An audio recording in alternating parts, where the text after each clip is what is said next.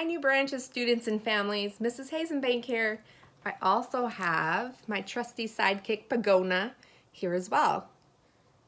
Okay, I'm going to read a story to you. We started this out, Pogona and me, outside, and it got too windy. I think a storm is brewing in tonight. So we had to come inside. What do you do with a tail like this? By Steve Jenkins and Robin Page. She likes looking out the window, so we'll let her look out the window during the story. Animals use their noses, ears, tails, eyes, mouths, and feet in very different ways. See if you can guess which animal each part belongs to and how it is used. At the back of the book, you can find out more about these animals. So let's start with noses. What do you do with a nose like this? Do you recognize these noses from different animals? This one looks familiar. This one looks really strange. Well, let's find out. If you're a platypus, you use your nose to dig in the mud. If you're a hyena, you find your next meal with your nose. If you're an elephant, you use your nose to give yourself a bath. If you're a mole, you use your nose to find your way underground. If you're an alligator, you breathe through your nose while you're hiding in the water. Which one would you like to be? Which nose? I think during summertime it'd be pretty handy to have an elephant nose. It's a built-in sprinkler to keep yourself cool in the hot sun. What do you do with ears like these? Do you recognize any of these ears? Wait a minute, what's this leg doing in here? Well, I guess we'll find out. If you're a jackrabbit, you use your ears to keep cool. Jackrabbits typically are found in deserts and arid, dry, hot areas, so they need to find a way to keep themselves cool, and those big long ears do the trick. If you're a hippopotamus, you close your ears when you're underwater. If you're a bat, you see with your ears. Remember, students, back in fall we did a week about bats and learned what's that big word that means they see with their ears? Echolocation. So remember, bats send out little squeaks, and the quicker it comes back, the closer something is. If you're a cricket, you hear with ears that are on your knees. What? How crazy is that? Kind of cool too. If you're a humpback whale, you hear sounds hundreds of miles away. Which one would you like to be if you could trade your ears in? I think I would like to be the bat and be able to hear things and sense my way in the dark without needing a flashlight.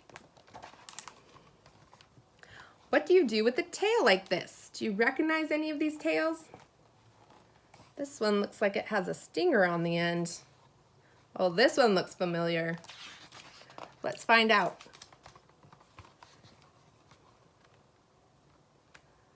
If you're a giraffe, you brush off pesky flies with your tail, which would be really handy in summer.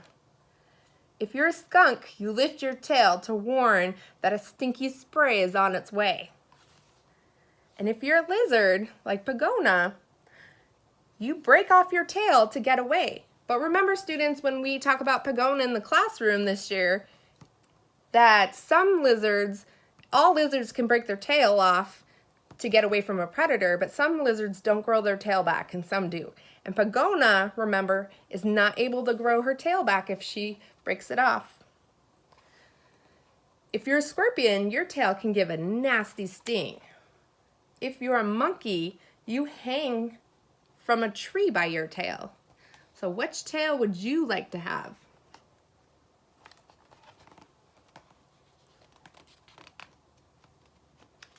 I don't know, the scorpion's kind of cool. What do you do with eyes like these? Do you recognize any of these animals? Let's see. If you're an eagle, you spot tiny animals from high in the air. If you're a chameleon, you look both ways at once. Remember, chameleon, each eye can move independently of each other. That means one can be looking one way and the other eye is looking a different direction. If you're a four-eyed fish, you look above and below the water at the same time. If you're a bush baby, you use your large eyes to see clearly at night. Another cool lizard. If you are a horned lizard, you squirt blood out of your eyes to get away from predators. Whoa, that's crazy. I'm glad Pogona can't do that. So which one would you like to have? I think I'd like the eagle eyes and be able to see things far, far away. What would you do with feet like these? Do you recognize any of these feet?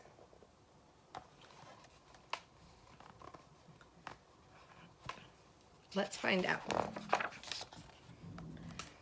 If you're a chimpanzee, you feed yourself with your feet.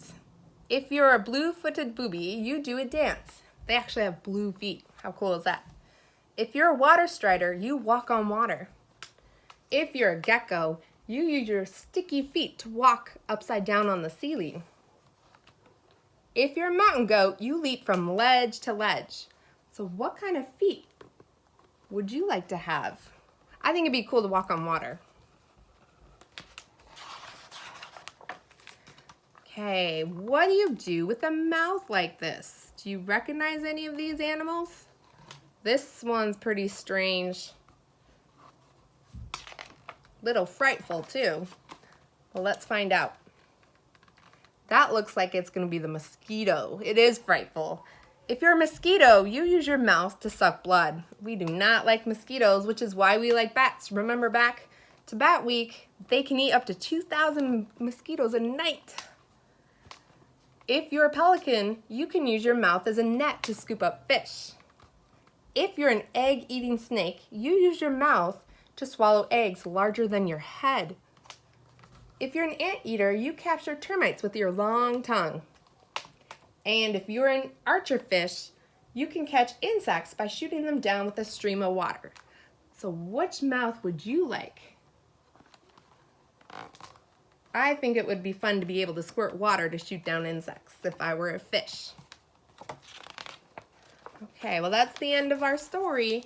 I hope you guys are staying well hydrated, drinking water throughout the day and getting good sleep and staying safe and healthy, and we miss you so much. Hope to see you soon. Bye. Here's Pogona. Still looking out the window.